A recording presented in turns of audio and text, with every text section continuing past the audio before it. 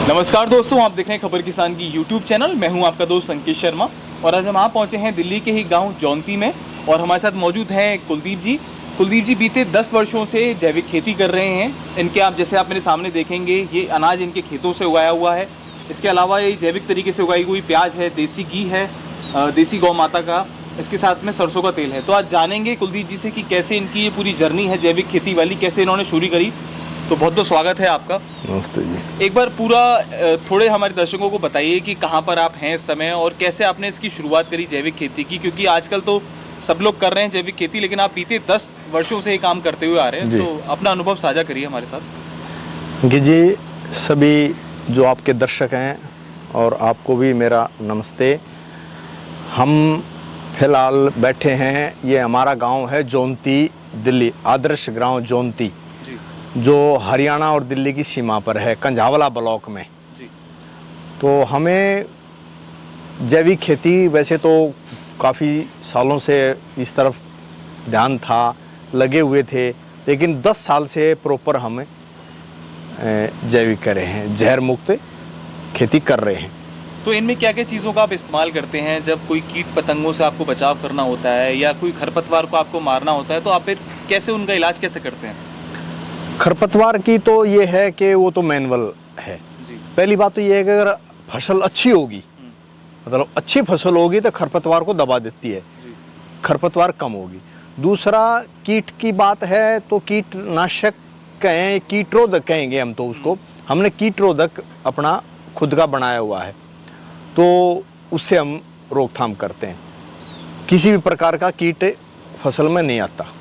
हाँ। तो इसके लिए आप क्या करते हैं? जैसे आजकल बता रहे हैं काफ़ी जो कृषि के एक्सपर्ट हैं वो बताते हैं मिश्रित खेती जब करते हैं तो कीटों का आना थोड़ा कम हो जाता है, एक तरीके से वो कीट को बाहर ही रोक देती है जब मिश्रित खेती करते हैं। आपका अपना खुद का क्या मॉड्यूल है? जब आपने 10 साल पहले खेती की शुरुआत करी और आज जब आप खड़े हैं 2021 में, तो आप क्या मानते हैं कहाँ से आपने शुरुआत करी थी और कहाँ तक पहुँचे हैं? हमने 10 साल पहले की थी जी। 10 साल पहले जब हमने शुरुआत की तो थोड़ा सा महसूस था कि भाई पैदावार कम होगी, लेकिन हमने, जैसे किसान के मन में होता ही है कि भाई आम किसान की बात है कि वो शुरुआत में जब जैविक की तरफ बढ़ेगा तो उसके मन में रहेगा कि भाई कभी फसल कम ना हो, तो वो भागता है रसायन दवाइयों की तरफ जाता है। हाँ, दवाई और यूरिया DAP का प्रयोग करने की कोशिश करता है कि भाई फसल कम ना हो। इससे हमें मतलब घबराएं ना। जब हमें यूरिया DAP का रोकना होगा और जैविक की तरफ आना होगा तो गोबर की खाद, जैविक खाद, उसकी मात्रा हमने बढ़ानी होगी।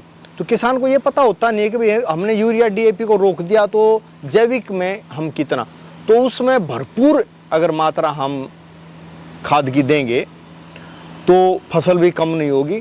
थोड़ा सा 19-20 शुरुआत में अंतर आएगा। एक कहीं आप ये नहीं मानते इस चीज़ को कि जैसे अगर दवाई कोई लेकर आता है तो उसको स्प्रे की मशीन में डालकर वो स्प्रे कर दे, एक अकेले आदमी का काम होता है। वही जब हम जैविक खेती की बात करते हैं तो जितने भी हमारी जीवामृत हो गया या घन जीवामृत हो गया, इसको बनाने में एक समय लगता है और इसी के साथ साथ हमको एक मैन पावर की भी आवश्यकता होती है, जो कि आजकल देखा जा रहा है गाँव में काफ़ी कम हो गई है। तो आपको कहीं ना कहीं ये लगता है कि किसान के सामने ये भी मजबूरी है? किसान के सामने देखो वो तो है ही, इसमें मेहनत है, आदमी चाहिए कि इसको बनाने में कई, जैसे हमने गेहूं में पानी लगाना शुरू किया था 1 हफ्ता पहले हम बनाना शुरू करते हैं जी। और यूरिया DAP का ये है कि वो तुरंत दुकान से लिया और छींट दिया, जहर आसानी से मिल रहा है। लेकिन अगर अमृत की बात करें तो उसको बनाने में परिश्रम लगता है, परिश्रम, मेहनत लगेगी और समय भी लगेगा जी। तो इसी कारण से मेरे ख्याल से जो है ना, किसान इसकी तरफ बढ़ नहीं रहे, लेकिन किसान को आना पड़ेगा। लेकिन आज आप देखते हैं 10 साल पीछे की बात कर रहे हैं और आज 2021 में हम लोग बैठे हैं, तो आपको लगता है कि आसपास के किसान इस चीज़ को समझ रहे हैं, हम जैसे लोग आपसे जुड़ रहे हैं और वो जागरूक हो रहे हैं? देखो जी, किसान आज नहीं तो कल समझना पड़ेगा और समझ भी रहा है, लेकिन थोड़ा सा ये बताया ना कि भाई मैन पावर की थोड़ी सी दिक्कत है, उसमें लेबर तो बर्दाश्त नहीं होती कि भाई यार बहुत बड़ा ज़्यादा खर्चा है, लेकिन हम कुछ समय इसमें देंगे, कुछ समय खर्चा भी बढ़ जाए, कोई दिक्कत नहीं, हम पीछे ना हटाएं। मैं जो देख रहा हूँ सामने हमारे आपके खेत के उत्पाद रखे हैं, जैसे ये काला गेहूँ है। हाँ जी। इसकी खासियत बताइए जरा एक बार, इसकी क्या खासियत है? काले गेहूँ की विशेष तो ये है कि ये पचने में हल्का है। अच्छा। हाँ जी। दूसरा इसमें जो डॉक्टर बताता है कि आपको एलर्जी है, गेहूं नहीं खाना, जी। तो गेहूं में ग्लूटेन की मात्रा ज़्यादा होती है, हाँ। इसमें कम है, काले गेहूं में कम होती है। तो इसमें शुगर का पेशेंट भी खा सकता है, और जिसको डॉक्टर ने मना किया वो भी खा सकता है। अच्छा। पचने में हल्का है। हमारे घर का ही उदाहरण है कि छोटे भाई की देवी जी जो हैं, डॉक्टर ने गेहूं मना कर रखा था, नहीं खाती थी। तो अब हमारे तो काढ़ा, दूसरा जैविक, दोनों बातें होगी, तो वो खा रही है अब 7-8 महीने से लगातार। ये वो इस काढ़े के साथ साथ जो अपनी दूसरी जो गेहूं की वैरायटी है मिक्स करके वो प्रयोग कर रही है। तो ये तो काफ़ी अच्छी जीवंत उदाहरण है, जैसा आपने बताया कि आपके घर में खुद एक शुगर के पेशेंट तो उनको फ़ायदा हुआ। इसके अलावा जो आपके और उत्पाद हम देख रहे हैं, देखने में इतने सुंदर लग रहे हैं, और जब मार्केट में ये चीज़ें जाती हैं, जो आपसे लोग जुड़े हुए हैं, जो आत्मीयता आपके साथ में है, तो उन लोगों का रेस्पॉन्स कैसा रहता है? अंकित जी, उनका रिस्पॉन्स ये है कि जो एक बार चीज़ ले गया, प्रयास करता है कि दोबारा मिल जाए। अगर हम दे पाते हैं तो दोबारा भी उसको देते, नहीं तो ख़त्म होगी तो बोल देते भाई नहीं। बहुत ही अच्छी बताई है। कई जगह से तो रिपोर्ट ये आई है कि सरसों के तेल की, कि आज तक हमने खाया नहीं। सरसों के तेल की ये रिपोर्ट है कि आज तक हमने ऐसा तेल खाया ही नहीं। कहीं ना कहीं उसी का पूरा है कि जैविक तरीके से उगाते हैं, जी, और जी। उसमें किसी प्रकार की मिलावट नहीं है। कोई भी मिलावट नहीं है। और गेहूं का ये है कि इसमें हम जीवामृत, घनजीवा का ऊपर स्प्रे भी, नीचे पानी के साथ भी लगाना, तो इसकी पैदावार में भी आज कोई कमी नहीं। लगभग कितने एकड़ में आप लोग कर रहे हैं खेती इस समय? हमारे पास 14 एकड़, लगभग 14 एकड़ जमीन है, 14 एकड़, और पूरी की पूरी जैविक है, जिसमें 1 एकड़ में बाग है नींबू का। अच्छा। हाँ जी। तो क्या करते हैं, जैसे आप बता रहे हैं कि जो अचार भी रखा है, तो अचार आपने कहाँ कहाँ तक पहुँचाया? अभी हमसे बात चल रही थी तो आपने बताया ये विदेशों तक जा रहा है, यहाँ तक कि हमारी जो सपनों की नगरी मुंबई कही जाती है, वहाँ तक ये अचार गया है। जी, बॉम्बे भी अचार गया है, और अचार तो अमेरिका भी गया है।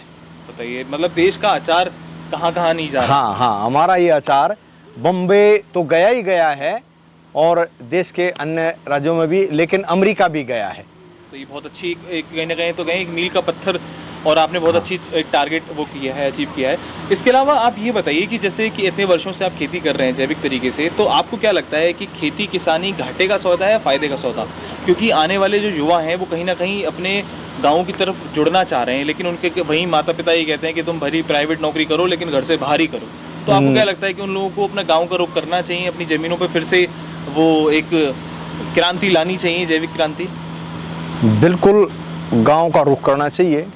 और खेती घाटे का सौदा नहीं है, खेती है फायदे का सौदा। लेकिन हम इसको जिस तरीके से हम कर रहे हैं ना, उस तरीके से करें, इससे ना भागें। आपको मैं स्पष्ट बता रहा हूं, हमने गेहूं के कुछ आसपास क्षेत्र के किसान आए हुए थे जी। और गेहूं में हमने जीवामृत का स्प्रे कराना था उसी दिन। वो किसान तो वो कहने लगे ये क्या है, मगर जी जीवामृत है। तो उनको कुछ शंका हुई कि भाई इसमें हो सकता है यूरिया मिलाकर 2 किलो प्रति एकड़ के हिसाब से यूरिया का पहले स्प्रे भी होता था। तो मैंने कहा मखा जी इसमें 100% ये जैविक है, और अगर कोई इसमें रसायन निकाले तो 1 लाख रुपए का इनाम है। ये अंकित जी मैं बड़ी बात ना कहते हुए ये सच्चाई बता रहा हूँ। सच का है, वही कॉन्फिडेंस आता है। हाँ, सच्चाई है, गर्व है इस बात का कि हम किसी प्रकार की मिलावट इसमें नहीं कर रहे। तो इसीलिए मैंने ठोक के ये बोल दिया। तो गेहूं, प्याज, घी, तेल, और 2 साल से चना और मूंग। चना हमारा आप देखोगे चना खत्म हो चुका, डिमांड इतनी है। और अचार जैम बनाया था हमने, जैम खत्म हो चुका, मीठा अचार खत्म हो चुका। और समझो ये मूंग है, शुद्धता की पहचान करने वाले आज भी लोग हैं। बिल्कुल हैं, तो स्वाद समझ में आता है। वो लोग जो है ना, जिनको पहचान है ना, और जिनको ये है कि भाई हमें शुद्ध चाहिए, वो पहचान जाते हैं चीज़ को। बिल्कुल। जैसे चना हमारा जहाँ भी गया तो चने की रिपोर्ट आई कि जो बाज़ार से लेकर आते हैं उसके बॉयल करने में समय और इसके बॉयल करने में समय आधा। जैसे कि हम देखते हैं कि जो दवाई लगा के जो लौकी वगैरह मार्केट में आती है, अगर उसको उबालो तो सीटियां लगानी पड़ती, फिर भी वो कच्ची रहती है। वहीं जैविक तरीके की अगर सब्जी होती है तो वो एक सीटी भी लगानी भाप से ही होगा। हाँ, भाप से ही तैयार हो जाती है। ऐसा ही से इसमें है चने में। हाँ, बिल्कुल शुद्धता की तो बात है।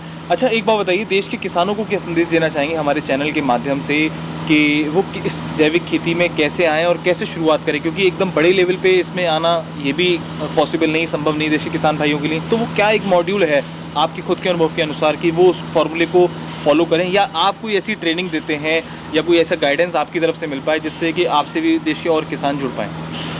मैं किसान भाइयों को यही कहना चाहूँगा आपके चैनल के माध्यम से कि जो मन में भय है कि भी पैदावार कम होगी, तो उसका एक छोटा सा नुस्खा है कि हम एकदम से जैविक पे ना आकर के रसायन का आधा कर दें। उसमें डीएपी की मात्रा आधी, यूरिया की फिर ज़रूरत है जहाँ वहाँ यूरिया की आधी, और भरपूर जैविक। फिर अगले साल उसको और कम कर दें जी। 3 फसलों पे उसको 0 ले आएं और अपनी जैविक तरीके पर आ जाएं। कोई भी नुकसान वाली बात नहीं है, भरपूर फसल होगी, पूरी मात्रा उसकी बैठेगी। मैं ये कह रहा हूँ कि इस तरफ आना चाहिए और हर किसान इसकी तरफ आएगा और तो आमदनी भी बढ़ेगी और हम स्वस्थ भी रहेंगे, और हमारा जो उत्पाद है जहाँ भी जाएगा वो भी एक नंबर का होगा, हमारी वाहवाही होगी हमारे देश की। तो काफ़ी अच्छी बात बताई कुलदीप जी ने, बताया है कि कैसे इस पूरे ये काम को ये चला रहे हैं बीते लंबे वर्षों से। एक अच्छा ध्येय है, एक आत्मीयता है काम के साथ में, और पूरा जैविक का जो इन्होंने पूरा कॉन्सेप्ट है उसी को फॉलो करते आ रहे हैं पीढ़ी दर पीढ़ी। और अगर आप भी जैविक खेती की ओर अग्रसर होना चाहते हैं, देश के किसान भाई या फिर देश के युवा, तो शुरुआत कम से करिए, लेकिन अच्छे ध्येय के साथ करिए, ईमानदारी से करिए, तो सफलता बिल्कुल मिलेगी। तो बने रहिए हमारे साथ, देखते रहिए खबर किसान की यूट्यूब चैनल। अगली वीडियो में कुलदीप जी के खेतों से हम आपको डायरेक्ट वीडियो दिखाएंगे। धन्यवाद। तो कुलदीप जी ये बताइए, जो पूरा कमरा है आखिर इसके अंदर क्या क्या ऐसे औजार हैं जो आप उपयोग करते हैं अपनी खेती बाड़ी में? ऐसा पूरा अच्छे तरीके से आपने अरेंज कर रखा है? ये अंकित जी समझ, जैसे ये है, ये चना, मूंग, गेहूं, जो हाथ से नड़ाई गुड़ाई करनी, हमने किसी रसायन का प्रयोग करना नहीं, तो हाथ से नड़ाई गुड़ाई के ये यंत्र है। ऐसे बड़ी सावधानी से, ऐसे बड़ी आसानी से इसको बनवाया भी आपने खुद ही? हाँ, खुद बनवाया, स्वदेशी। इसके अलावा आपने यहाँ पे और क्या क्या चीजें रख रखी हैं? और व्यवस्थित तरीके से मैं देख रहा हूँ सारे, जैसे कमी देखने को मिलता है कि देश के अन्य जगहों पे हम लोग जाते हैं तो बहुत कमी ऐसी जगह होती है जहाँ पर ये सब चीजें अरेंज। ये सारा जो हमारे ट्रैक्टर वैक्टर के जैसे ये यंत्र हैं, टूल वगैरह टूल हैं, ये सभी जो हमें जरूरत आवश्यकता पड़ती है इनकी, सब ये हम, और बहुत व्यवस्थित तरीके से मैं देख रहा हूँ कि यहाँ पर चीजें मैनेज है। ऐसा नहीं है कि अगर किसी चीज की जरूरत पड़े तो आपको ढूंढना पड़े। उस तरफ में जो है वो जैसे सरसों का तेल वगैरह, ये जो ड्रम हैं जी, ये तेल के ड्रम हैं। ये जो ड्रम ऑटोमेटिक फिल्टर है, ये सब भरे रखे हैं। अच्छा, हाँ जी, ये भरा हुआ है। सीजन में आप लोग इसको जब पेरा लेते होंगे तो हाँ, पेराई के बाद में ये इसमें टोटल लिखा है 122 लीटर, पूरा रिकॉर्ड उसका कि लगभग हाँ इसमें इतना। खोल लो एक बार अंदर से लेकर। नहीं, ये तो इसको तो हाँ, इसको तो मोटा नहीं। अच्छा, ये ऐसे खुलता है? हाँ जी, ये लॉक है, लॉक करके हमने रखा है ताकि बाहर की कोई भी इसमें कोई भी चीज। हाँ, जब जितनी आवश्यकता होगी, जितना ऑर्डर आपके पास आता होगा आप निकालते रहेंगे? हाँ जी, हाँ जी, हाँ हाँ हाँ। इसके अलावा यहाँ पर कुछ रस्सियाँ और ये केबल और ये सब चीजें रखी हैं, ये देख पा रहा हूँ। जैसे हमारे ट्यूबवेल वगैरह में जो भी वो जरूरत पड़ती है जी, उनकी सब की, ये सब कस्सी वस्सी, ये सारे कृषि के केबल, रस्से, ये पैकिंग की, जैसे हमने बोतल मंगवा रखी हैं। जी, ये जो पैकिंग है तो ये 1-1 लीटर की है, तो 1-1 लीटर की, 5 लीटर की भी हमारे पास है। तो 5 लीटर की पैकिंग कर देते हैं। बहुत सुंदर। तो कुलदीप जी, अब हम आपके फार्म पर आ गए हैं। जैसे कि हम देख रहे हैं कि हमारे पीछे ड्रैगन फ्रूट भी हो रहा है, और क्या क्या चीज़ें इस फार्म पर आप लोग कर रहे हैं जैविक तरीके से? इस पे हम जो है जी, जैसे ड्रैगन है जी, ये कुछ हमने हल्दी लगाई है, बाकी ये चारा है, ये सभी जैविक है, कोई भी किसी पर रसायन इसका का क्या तरीका है? मतलब लगभग कितने दिन में तैयार हो जाता है? और ये आपने पूरी जो जुगाड़ करी है, ये क्या तरीका है इसका करने का, खेती को ड्रैगन फ्रूट की?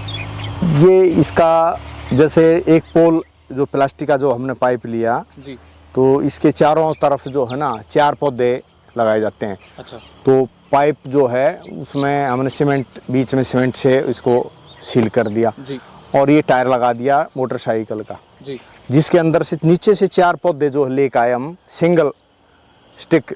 फिर यहाँ आने के बाद में इसमें जो फुटाव किया वो ऐसे कैसे, और फिर फल आना शुरू होता है 2 साल बाद, 2 साल में फल दे देता तो है। लगभग 2 साल का आपको इंतजार करना पड़ता है कि फल जब लेंगे ड्रैगन फ्रूट से? 2 साल, तो काफी लंबा समय है ये भी। दूसरे साल फल दे देता है, लेकिन इसका रेट भी अच्छा है। और एक अगर प्लांट की बात करें जो स्वस्थ पौधा होता है, तो लगभग उस पर कितना फ्रूटिंग हो जाती है सीजन में? उस पर करीब करीब समझो जब जी, शुरुआत में तो 15 से 20 किलो, नहीं तो पूरा पौधा जब तैयार होता है तो अच्छा। 30 से 35 किलो तक एक पौधे से फल आ जाता है। आ जाता है। जब सीजन की बात करते हाँ हैं जी, तो। हाँ। और उसका स्वाद कैसा, मीठा होता है? स्वाद कैसा? मीठा होता है, लेकिन ये बाहर से जैसे ये है इसी तरह का होगा, लेकिन अंदर से कुछ सफ़ेद निकलते हैं, वो वैरायटी का अंतर है। जी। लेकिन ये इतनी अच्छी वैरायटी है, मानो कि अभी आपको एक ये तोड़ेंगे, जी। खाते हैं तो टेस्ट करना, बहुत ही स्वाद है इसका। और मैं आप देख रहा हूँ कि यहाँ पर एक बार दिखाइए, कैमरा से पूरा दिखाइए कि आपने जो सेटअप कर रखा है, यहाँ पर आपने नींबू भी करा रखा है। तो लगभग कितना नींबू लगा हुआ है आपके फार्म पे? नींबू के करीब करीब 400 पौधे हैं। 400 पौधे। हाँ जी। तो इसका क्या करते हैं आप? जैसे कि आपने बताया था पहली वीडियो में भी, आप इसका अचार भी डालते हैं। इसके अलावा और इसका क्या उपयोग है? मंडी में आप बेचते हैं या? मंडी तो जाने की आवश्यकता नहीं पड़ी, हमने अचार का जो काम किया जी, तो अचार बनाना शुरू कर दिया, हमने अचार ही डाला है, मंडी नहीं गए। अच्छा। और इसका हल्दी का क्या है? हल्दी का क्या कर रहे हैं आप लोग?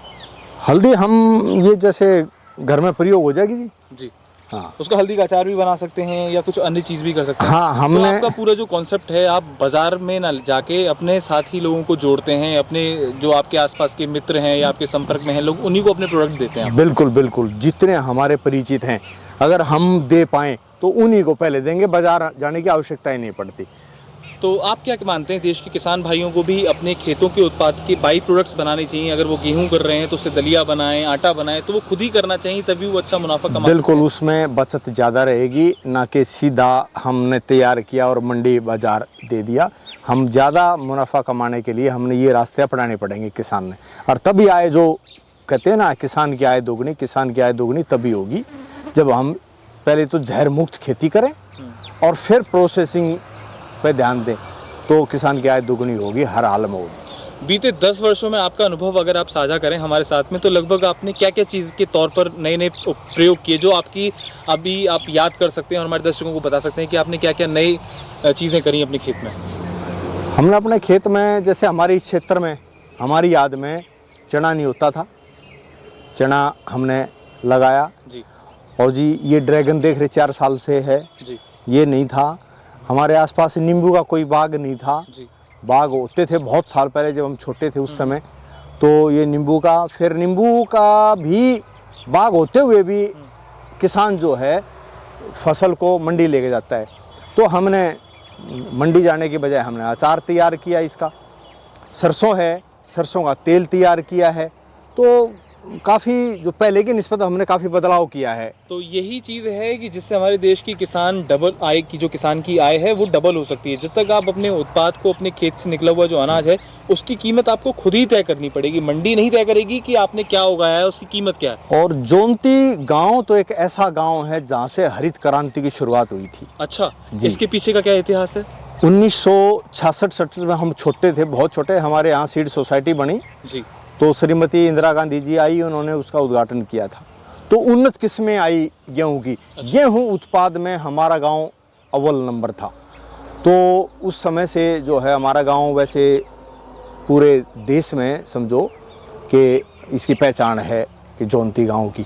तो जोंती गांव हरित क्रांति में भी अपना बहुत बड़ा योगदान दे चुका है। और आज कुलदीप जी भी काफ़ी अच्छी चीज़ कर रहे हैं, इतनी अच्छी लेवल पे खेती कर रहे हैं और लोगों को शुद्ध जो उत्पाद हैं, जैविक उत्पाद हैं, अपने खेतों के पहुंचा रहे हैं। आशा करते हैं आपको ये वीडियो पसंद आएगी।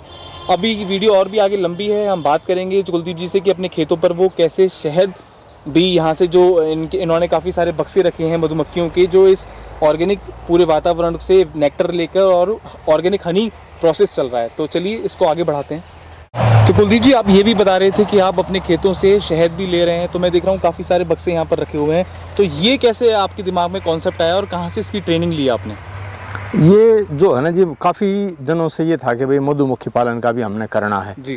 तो ऐसे ही एक चर्चा होगी, खादी ग्राम उद्योग राजघाट से जो है वो आई एक स्कीम है कि भाई हम ट्रेनिंग करा रहे। तो मैंने इसकी ट्रेनिंग ली। उसके बाद में उन्होंने बॉक्स ये दिलवाए हमें, फिर हमने काम स्टार्ट कर दिया। वो जो है अच्छा माना है हमने, इसमें ना बिजली का, पानी का, किसी प्रकार का कोई खर्चा नहीं है। और आप जब जैविक खेती कर रहे हैं तो मेरे को लगता है कि जो मधुमक्खियां हैं वो आसानी से आपके खेतों में रुक सकेंगी, क्योंकि रसायन से ये दूर भागती हैं, मर जाती हैं। बिल्कुल, लेकिन आपके खेतों में देख रहा हूँ संख्या भी काफ़ी ज़्यादा है। फसल में उत्पादन का भी फर्क है जी। जहाँ मधुमक्खी का जहाँ तक बहुत बड़ा रोल प्ले करता है। हाँ, इनका भी रोल है, तो पैदावार भी बढ़ेगी हमारी। तो लगभग कितना समय हो गया और ये कब आप इसका शहद निकालेंगे? हम अब फरवरी में जो है ना शहद निकालेंगे। ये तो ये गर्मी चल रही है, बरसात चल रही है, इस समय ये कम इकट्ठा कर तो पाए। सरकार की तरफ से क्या मदद मिली इसमें? सरकार का क्या योगदान है? आपने कुछ अमाउंट जमा किया या सरकार ने ही डिब्बे आपको? हाँ ना कुछ अमाउंट जमा किया हमने। अच्छा। हाँ जी, 700 रुपये, 750 रुपये के आसपास जो है हमारे बॉक्स के, एक बॉक्स के लिए कंप्लीट। अच्छा। हाँ जी, उसमें मधुमक्खियाँ भी थी। और कुछ 1500 रुपये आसपास हमारे ट्रेनिंग के, जो एक सप्ताह की ट्रेनिंग थी।